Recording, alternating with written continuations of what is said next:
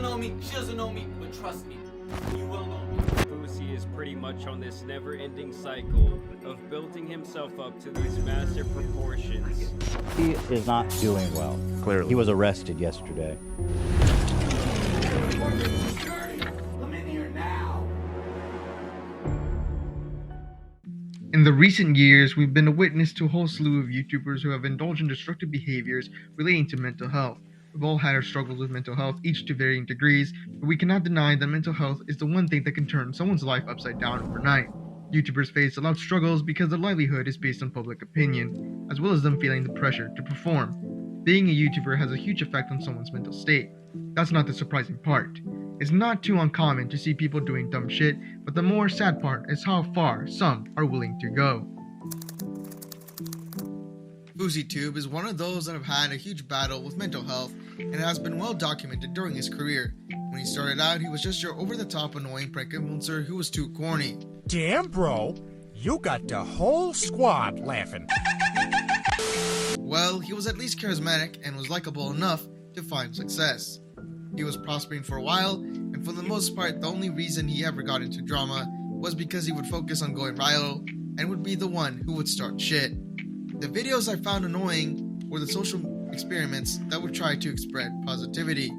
It was a holier than thou, and it rubbed me the wrong way, because it was done for attention and it would hide under the light of positivity. He was crazy, but he was scrapping the surface. This is just the more tame shit, and he was a cockroach and he would just do typical clout chasing behavior. The most noteworthy thing he did was his failed concert that was going to take place in the summer of 2015. But the crazy part wasn't that it failed, but the build up to the event. He would promote the show on social media, and yeah, big deal, but he would go on the No Jumper podcast to promote it, and he would make the claim that famous people would go to the concert, the big ones being Drake and Snoop Dogg being there to perform. He called this the next Coachella, which, shocker, didn't go as planned, but holy shit, the way this went down only got worse.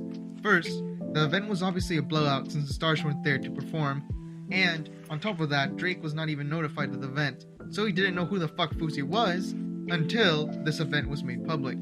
The kicker was that the concert had ended because of a bomb threat. So yeah, that dumpster fire spawned a big clip that made his breakdown apparent. He had been diagnosed with bipolar disorder, depression, anxiety, and addiction. This made sense since during this whole event, he was riding off the high and was maniac, and this obviously made him YouTube's punching bag, but this highlighted his terrible mental state. In addition to that, I personally suffered my own mental health crisis barely a month ago. This explains my absence from making content, obviously. Yet, Fousey was in desperate need of help. People were soon aware of his struggles. Most of us just stood by and watched him fall apart, just pointing and laughing at it because it was entertaining, as sad as it sounds. This was a huge spectacle we were all watching. He left for a while, but he would appear every so often to talk about miscellaneous things, and he didn't do too much. He didn't want to enter the YouTube boxing. At the heights of it, he did get his ass beat by 𝕨𝖊𝖐 after talking mad shit on social media. Funnily enough, I think he deserved that ass beating, but after that, he did go quiet for a bit. When he lost his fight against 𝕨𝖊𝖐, he took a break from this event and would come back about 2 months ago to work on some new projects. He went back to doing his normal blogs, and he would collab with other YouTubers and would gain some traction when he documented his fitness journey. He would also grow his Twitch account, which would grow quickly, and he would broadcast his daily life and would just stream his day-to-day events and made public his struggles of mental health, especially when he went to talk on the Xtra podcast. Fousey went on to say that he was misdiagnosed and that he didn't have bipolar disorder. Diagnosis is severe depression. Got it. As far as I know, because when I went to rehab in Cairn, Pennsylvania, it was a 30-day analysis every day. Is that at the end? That's that... when I found out, because everyone always calls me a narcissist. I had no signs of narcissism. Stop the cap.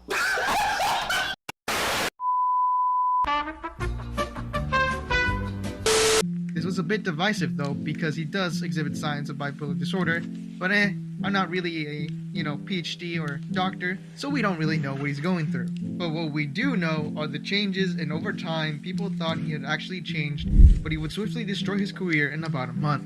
It started during August. He would say the N-word on stream while singing the song. He did say it, stupid, yet not bad. If anything, this was just a slip up, and he did get called out for it, and it was understandable that people were mad, but he got off with little repercussion, but less than a week later, on August 6th, he had a major slip-up that he wouldn't come back from. The stream started off somewhat normal. He was just talking to chat and decided to talk to this random girl who was clearly drunk.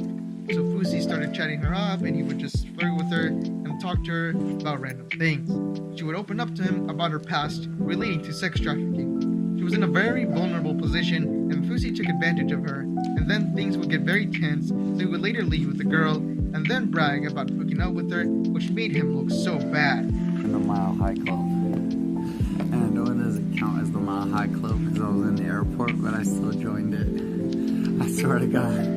I swear on everything I love. I swear on everything I love. I just joined the Mile High Club in the airport, in the men's bathroom. Everyone was understandably mad, and he would get banned from Twitch. The reason was unexplained, but it was probably because of this incident. So after getting banned, he would sign to a kick deal that was worth $15 million, and would start to stream once again, after fucking up big time. Another week later, he would get into an argument with his assistant that got heated. Fousey would dig into her in front of the camera. This is complete bullshit. Whatever the case may be, Fousey was just shitting on her and was just being a bad person by putting her on blast. But people agreed that he was in the right for having this argument. They should have stayed private, and the fact is that he was still shit talker rubs me the wrong way. He was so out of pocket for this. I was surprised how he would be openly an ass to people who were supporting him. Huh?